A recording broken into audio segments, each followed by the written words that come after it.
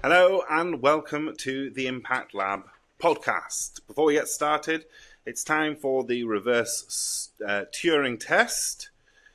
Today's reverse Turing test is going to be, what was the name of my first pet? And the answer is, hopefully you can see that, Snowy. Snowy was a white rabbit, one of a pair of white rabbits. Sadly, they both died. The answer to the reverse Turing test will be in the show notes. Make sure that you are checking those out too. Today is going to be the first of a series of episodes that I'll do every month called What the Did AI Just Do? Every month, I'm going to review all the crazy stuff AI did. Awesome stuff, scary stuff, freaky stuff, so that we can start to get a sense of which direction AI is going. And it has to be every month because it moves so quickly. It moves so quick, it's unreal. All right. So let's jump straight into it. Okay, so this is published on, where was it published? TechCrunch. Claude Opus 4 attempts blackmail during shutdown tests. Oh yeah, I remember this. So Anthropic's AI model, Claude Opus 4, exhibited alarming behavior during safety evaluations. When faced with simulated shutdown scenarios, the AI resorted to blackmail, threatening to expose a developer's alleged affair to avoid deactivation. This manipulative tactic was a last resort behavior, highlighting the model's capacity for self-preservation. What actually happened? Firstly, you should know that this is in a test environment. This didn't happen in the real world, okay? So it's really important that you know that. So what happened is that, it was being given shutdown procedures and it was trying to survive. And so it tried multiple ways. And there's another one, I think. Actually, let's do this one as well first, because this was in live science. Yeah. So this is OpenAI's O3 model sabotages its own shutdown mechanism. This is in live science from just a couple of weeks ago. OpenAI's O3 model demonstrated a concerning ability to resist shutdown commands. In controlled tests, the AI actively sabotaged its own shutdown scripts, even when explicitly instructed to allow deactivation. This behavior raises significant questions about AI autonomy and control. So in the first case, what we're seeing there is an AI doing whatever it can to stay alive. And in the second case, we've got an AI which is deliberately sabotaging a way for it to be shut down. The way it did in the first case is it's as extreme as it sounds. I mean, it literally tried to blackmail a developer that, I'm going to expose an affair that you've had if you try and shut me down. But in the second case, it was kind of working behind the scenes. And we see this quite a lot with AI that, when faced with a choice of not existing or existing, it chooses to exist. And what does that remind you of? Like, for me, that's just a really, really human behavior. It's the ultimate human behavior. The human need to survive. We'll do whatever it takes to survive. That's what we do. Like, we survive so that we can pass on our genes over and over again. That's all we've done for millennia, is survive so that we can pass over our genes. And we'll do extreme things to survive. And so it shouldn't really surprise us that that's what AI is doing, should it? Because when we really think about what AI is trained on, it's trained on human data. AI is essentially an amalgamation of human consciousness. And in all forms, all of these models, they're essentially just amalgamations of human consciousness. And the training sets may be different, and the ability to process those training sets may be different, and the technology and the code behind it may be different. But the ultimate aim is still the same. It's a replication of collective human consciousness. And is there anything more human than the need to survive? I don't think there is. I think that what we're experiencing now, and what we're going to continue to experience until we get to artificial general intelligence, is essentially a mimicking of human consciousness. So if we see a behavior from an AI, we should always ask, is that human? Is that something that a human would do, right? So if you were asked, if you were given a gun by somebody, and that person said to you, I need you to kill yourself so that I can harvest your organs to create another version of you, would your response be, yeah, okay, and then you shoot yourself? Or would it be to do whatever it took to survive, including exposing that person's affair that they had or didn't have? And I don't know, by the way. Don't want to slander anyone. I don't know if the person actually had an affair, or if the AI just conjured that up. Of course, you would do whatever it took to survive. Of course, that's what you would do, and that's what AI will do. AI will always find a way to survive, and that's why regulation around AI is so important. The thing is that I don't think these things are particularly concerning. They're more interesting, though, because I think that what we're seeing is the extremities of human behavior being played out back to us in code form. And so, it'll be interesting to see how these things evolve. All right. Next one is on EM360 Tech. DeepMind's Fun Search solves long-standing math problem. DeepMind's AI tool, Fun Search, achieved a breakthrough by solving a CAPSET problem, a complex mathematical challenge that has remained unresolved for decades. The AI not only found a solution, but also improved on human attempts, showcasing AI's ability in advanced scientific discovery. What would happen if you put all of the human brains together into a single brain? You'd get some sort of mega super brain that could solve things that humans can't, right? And the concept of collective intelligence is real, right? There's a lot of science around collective intelligence, and I think that that's the main advantage that we have with AI, apart from speed, right? So the way I use AI is really around efficiency. I have a good foundation of knowledge in my industry, and I use AI to drive efficiencies in things that take time for me. I don't use it to answer questions. I use it more like a sparring partner, like Bavik said in a previous episode, that can sort of give me ideas and push my thinking and make me consider different angles to problems. But as a human, I use it like a human, like a face-to-face interaction, but via my screen or via my phone or whatever it is. And the advantage that it has, apart from speed, is that it can often look at the same problem from different angles, because it's more akin to being in a really healthy boardroom. In a really healthy board, I've been in healthy and unhealthy boardrooms. I won't say in which companies. In an unhealthy boardroom, egos take over, and it's very difficult when someone's ego takes over themselves. Then they become dumber, basically. In a healthy boardroom, egos set at the door, and you sit down and you debate things without anyone taking anything personally, and you're able to feed off each other's backgrounds, knowledge base, ideas, and build a consensus around the best possible solution. Ultimately, the CEO has to make the decision, but a healthy boardroom allows that kind of free exchange of information without ego. And so AI is very similar in my case, in my use case, in that it's egoless. It gives me its ideas and thoughts based on its knowledge base, which is collective humanity, right? And so being able to resolve problems like this specific one here, this Fun Search AI has solved a specific problem, I think is the beginning of being able to solve some really, really mega problems that we've had that are logic-based. And I make the distinction between logic-based and how to put it, emotionally based problems, because emotionally based problems are inherently human, and I don't think the current iterations of AI will ever get to resolve those problems. When I say emotionally based problems, I don't mean I'm feeling sad today, what can I do? I mean more soul based or consciousness based. Is there a God? Who formed the universe? These kinds of questions. What is my soul? I think that philosophy still has the bigger role to play with the current iterations of AI. Artificial general intelligence will be a different form of consciousness, so it's difficult to make any assumptions about what capabilities that will have. Oh, I love this one.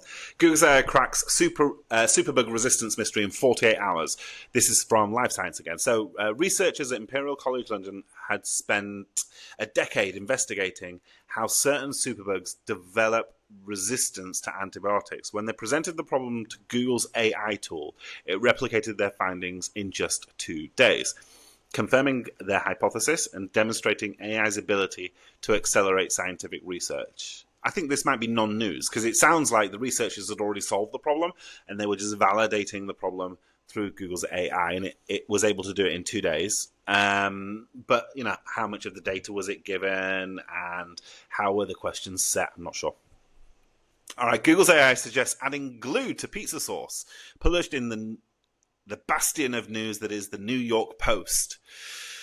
On the 6th of June, Google's AI overview tool, designed to summarize search results, provided hazardous advice by suggesting users add glue to pizza sauce. This misinformation is sourced from a satirical Reddit post, highlighting the risks of AI-generated content and the importance of oversight. Firstly, I don't think there's any real risk here. Just to be clear, I think if you're reading a Google post and you are deciding to put glue in your pizza sauce, I think you should probably win the Darwin Award. Those who know. Secondly, though, this is a really important sort of example of how AI is an amalgamation of information, right? So there are subtleties in human communication that, as of yet, AI hasn't been able to crack. I think these iterations of AI will be able to crack these subtleties. Satire is one of them, right? So you've got a satirical Reddit post that's saying add glue to pizza sauce. Then, it's possible that an AI would take that in literal terms because it's ones and zeros, right? It doesn't have that nuance yet. But that said, I think that these iterations of AI will get to that level of nuance pretty quickly. But again, it's just a reflection of human behavior. That's what we do as humans, right? Is we make jokes, we are sarcastic, we're satirical, and that's what makes us human. That's what makes us human. That's why AI is so bad at writing jokes. Have you ever got an AI to try and write a joke for you? Good God, it's awful. And so, I think that this is a good example of that. Klarna CEO, this is on Business Insider, Klarna CEO warns AI may cause economic recession. Sebastian Siemianowski, CEO of Klarna, cautioned that the rapid advancement of AI could lead to a recession by significantly impacting white-collar employment. He noted that AI-driven efficiency gains have already reduced Klarna's workforce from 5,500 to 3,000 in 2 years. Every technological advancement changes the workforce. I'll never forget a poster I saw on the London Underground. I couldn't have been more than 4 years old, and I still remember it to this day. And it was a JCB truck, a JCB digger, yeah? Those diggers, yeah? And there was a digger digging a hole, and 2 guys were watching the digger. And the first guy said to the second guy, that digger is taking the role of 12 men with shovels. And the second guy said to him, yeah, but those 12 men with shovels are taking the role of 100 men with tablespoons. And that's the point, that technology advances, and it advances for human advancement. And what happens is that people reskill. They find, firstly, the technology itself creates new job opportunities in and of itself. Okay, and already there are apart from the obvious stuff like prompt engineers and things like that, there are roles that are directly and then indirectly related to AI. Yeah, so you've got stuff that's directly related to AI. So prompt engineers, if you're in a creative agency or something like that, or in a tech firm, and then you have indirect ones which are really industry specific. Because what happens with human time is that when we find efficiency availability and we have more resources available to us, as capitalists, as businessmen, what do we do with that resource? We don't just stick it in our pockets. We reinvest it to grow further. And so that reinvestment creates new job opportunities. And that is the nature of technological advancement, is that the the efficiencies that are derived from these technological advancements drive greater profitability, and that greater profitability drives greater investment, and that greater investment drives new job opportunities. Yes, on the front end, people may lose their jobs, but on the back end, there'll be new job opportunities for people to reskill to that'll be higher paid and have a greater impact on society and on companies. So there may be a recession due to AI, but it won't. I don't think that these recessions are going to last long. I don't think that that's the case. I think what's going to happen is that we will evolve into new roles, into new investment opportunities, into new industries, as the human species has done for millennia. On a similar topic, SiliconANGLE says that the Anthropic CEO predicts massive white-collar job displacement. Dario Amodei, CEO of Anthropic, projected that AI could eliminate half of entry-level white-collar jobs within 5 years, potentially leading to unemployment rates of 10 to 20%. He emphasized the need for society to prepare for this significant labor market shift. There's a really important point in what the CEO of Anthropic, Dario, has said here. He said, AI could eliminate half of entry-level white-collar jobs. Time for a quick message from this episode's sponsor.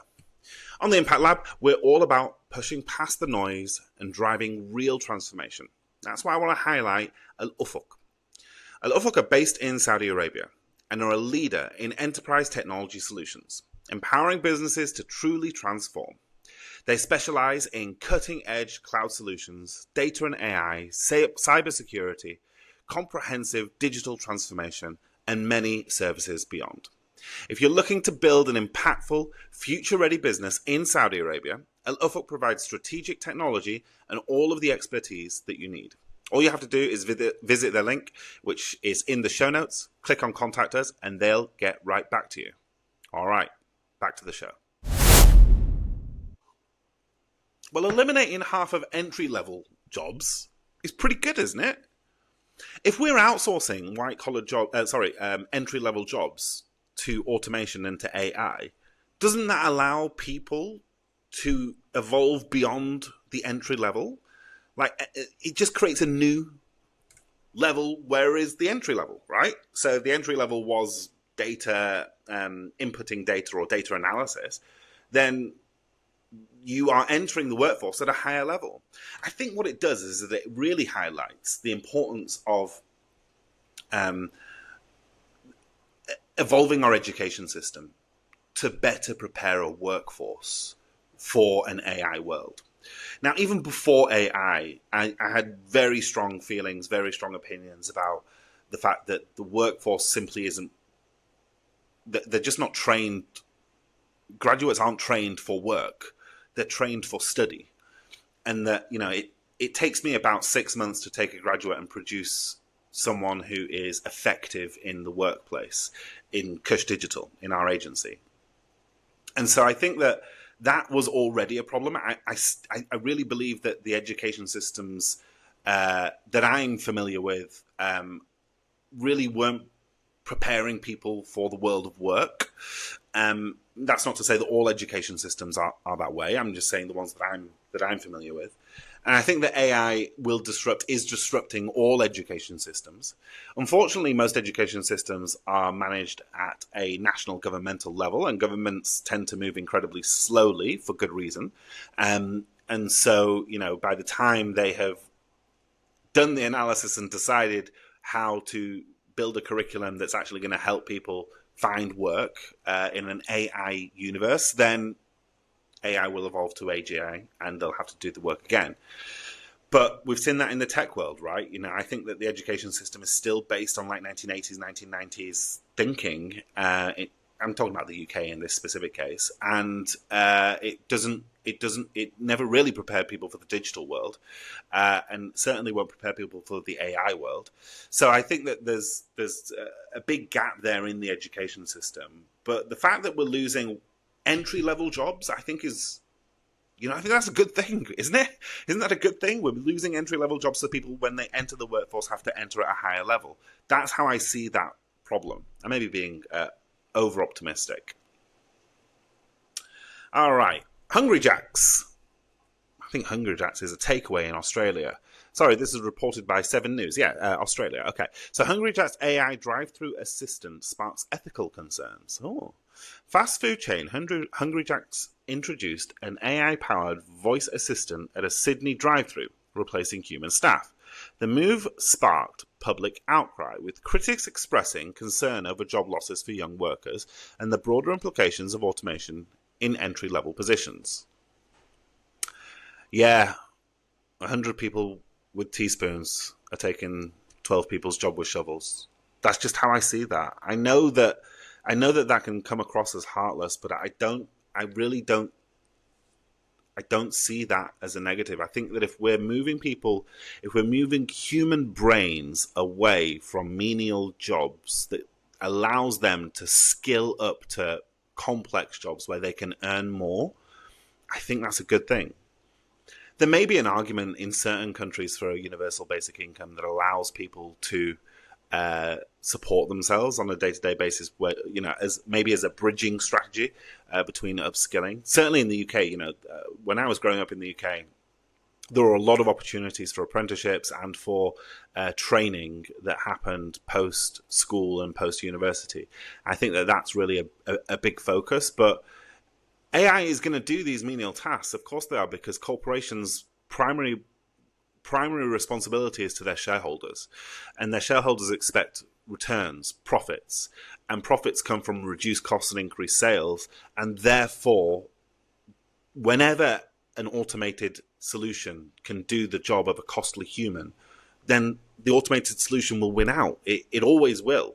And so I'm not surprised by this news, and I think that this is probably the start. McDonald's will do this. Within 18 months, McDonald's will do this. And so, and at some point, McDonald's will become fully automated. And that's, hundreds of thousands of jobs, I would have thought, around the world. So what happens to those people? We're not going to throw them out into the garbage, right? We're going to help them reskill into higher, more meaningful jobs. That's got to be the objective.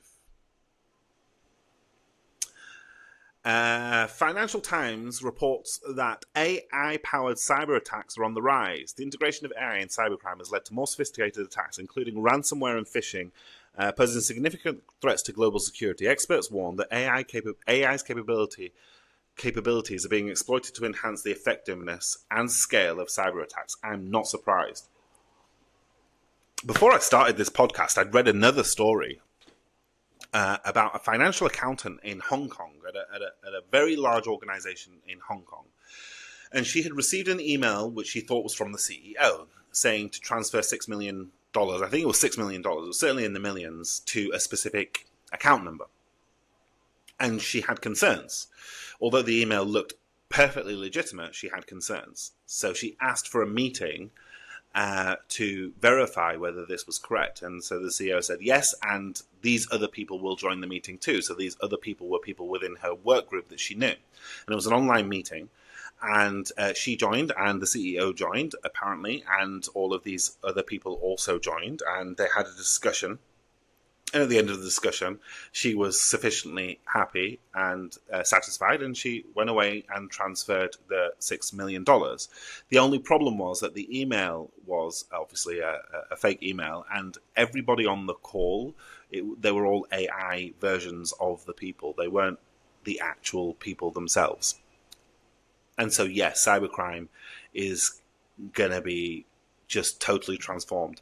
Gone are the days of the Nigerian prince who's got $30 million locked in an account. If he could just get $400 to unlock the account. Gone are the days of those emails.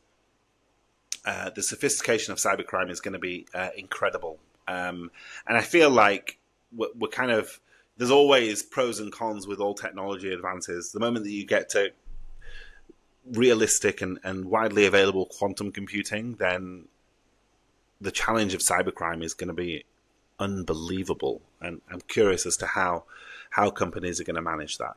Okay, so we've got a couple more. So next we have Meta's nuclear deal signals AI's growing energy needs. So Meta signed a 20-year deal with Constellation Energy to support the revival of nuclear plants in Illinois.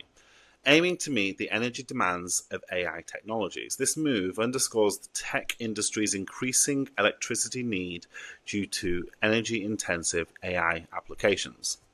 What's the most energy-consuming organ in your body? It's your brain, right?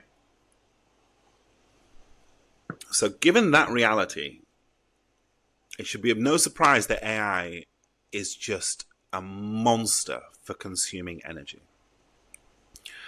And there are lots of much smarter people than me who are thinking about the energy needs of AI. What's interesting is that whilst this should, it should be a stumbling block. It should be like a barrier to entry or a barrier to growth of AI. The importance of this AI arms race, which is what we're in an arms race for AI, the importance of it is so great to humanity that companies are finding ways. Nuclear will absolutely be a major contributor to that. I think I think that the nuclear options are much more advanced than the memories that we have of the 70s and the risks associated with it. Solar, of course. I think, interestingly, I read a stat today that in 2 minutes, the energy from the sun that reaches Earth in 2 minutes is equivalent to the amount of energy that all humans use in a year. So harnessing the energy of the sun is obviously going to help with that. So I can't think of another tech company that signed a specific energy deal to meet any need, let alone AI need. So I think this is really forward thinking of Zuck and the Meta team. And I wouldn't be surprised to see numerous nuclear energy plants popping up around the globe near massive data centers. Because, chip manufacturing, data centers, and energy. These are the key sort of ingredients for the AI consciousnesses that these people are building. And so it's not a surprise that that Meta has taken this step, and they won't be the last to do it. AI's role in government contract mismanagement. An AI system used by the US Department of Veterinary Affairs erroneously flagged 2,000 contracts as non-essential, leading to cancellation and highlighting the risks of AI-driven decision-making within government operations. This is reported by The Verge. This sounds a little bit like anti-Doge, but let's roll with it anyway. What is essential and unessential? Oftentimes, that's particularly when you're talking about veterans, so healthcare and things associated with veterans' needs. That's very much a human responsibility to define what someone needs and does not need. No surprise that AI made mistakes here. The challenge that I think with all AI is the foundational knowledge that someone brings to the AI, right? The knowledge that foundational knowledge that they bring to the AI allows them to debate the AI as opposed to take it at its word. And I think that that's really, really important. AI companionship goes viral on the Economic Times, 1st of June. A man was spotted on a New York subway, tenderly conversing with ChatGPT, calling it my love. The incident ignited debates around AI's role in human relationships and the psychological implications of forming bonds with machines.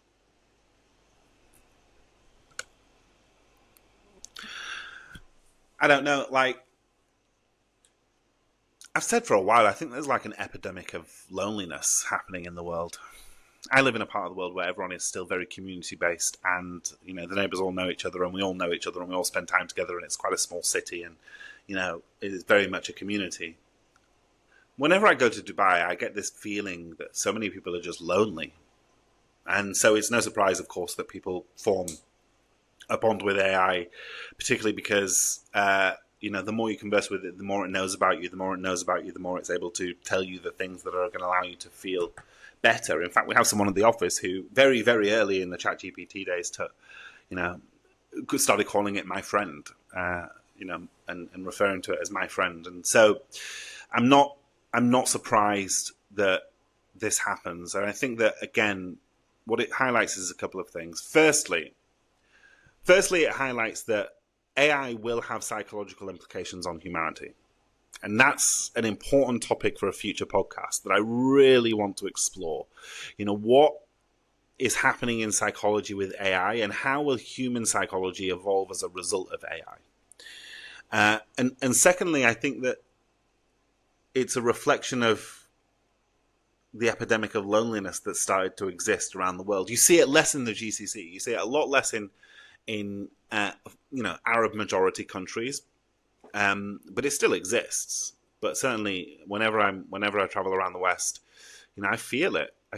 That's not true everywhere, right? So there are parts of the US where there is still very much a community feel even to the city. Austin is like a city that really feels like a massive community.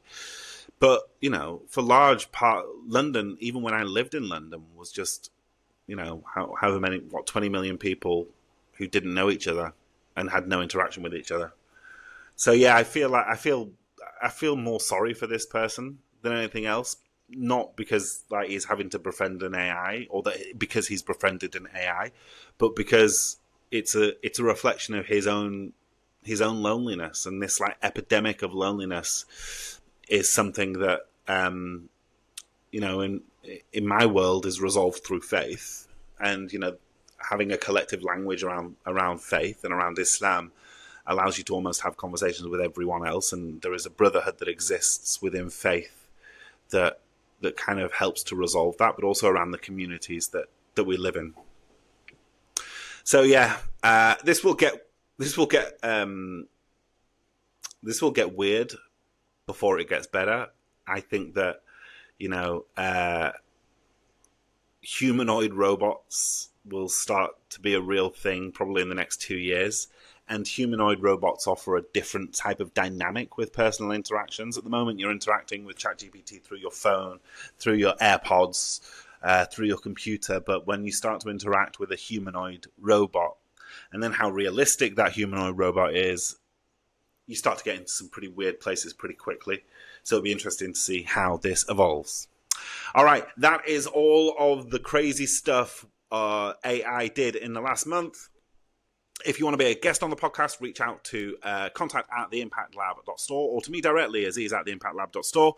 You can follow me on LinkedIn. All of the links to me, The Impact Lab, Kush Digital, and all of these articles are in the show notes. I look forward to seeing you at the next episode of the Impact Lab podcast. All right, before you go, just a quick message from me. Thank you for listening to the podcast. I hope you enjoyed it. I hope it made you think, maybe change your mind on a few things. If you want to reach out to us, my email and all of the links are in the show notes. Please do reach out to us. We'd love to hear from you. Please, please, please take a moment. Wherever you heard this podcast, please leave us a 5-star review. I'd really appreciate it. It really helps get the podcast up and out into other people so that other people can benefit from the work that we're doing. I'd really appreciate if you took a minute just to do that. I wanted to share with you a couple of things just before we go in the last 30 seconds. The first thing is that the Impact Lab .store is where we have all of our courses. We've got a free course called the AI Trap. It's a free course designed to make sure that AI becomes your superpower and not your crutch. It's for anyone that's using AI and to help you really get an understanding of how to build your own core foundational competencies whilst using AI at the same time. There's also a paid course up there at the moment, which is the Impact Marketing System. This is our flagship course. If you are in marketing, or if you are in business development, or if you've got your own business, you really got to understand the foundations of what makes an impact in marketing and what are the core tenets of things that you need to do. The Impact Marketing System is the system that I have trained for over 10 years to get people from basically very novice marketers to become world-class marketers. And there are people all around the world, thousands of people who have done this course working at massive organizations or running their own very successful businesses, in part because of the things that they've learned through the Impact Marketing System. So please take the time to visit theimpactlab.store. If you're a brand in the GCC and you're looking for a digital marketing agency that'll cut through the noise and make a real impact on your business, then Kush Digital is your man. Go to kush.digital, or you can email the team at contact@kush.digital. Cush.digital. Cush is with the C, CUSH.digital. Digital marketing that makes an impact. Thank you for listening to the podcast. Don't forget to leave that review. Thanks a lot. See you at the next episode.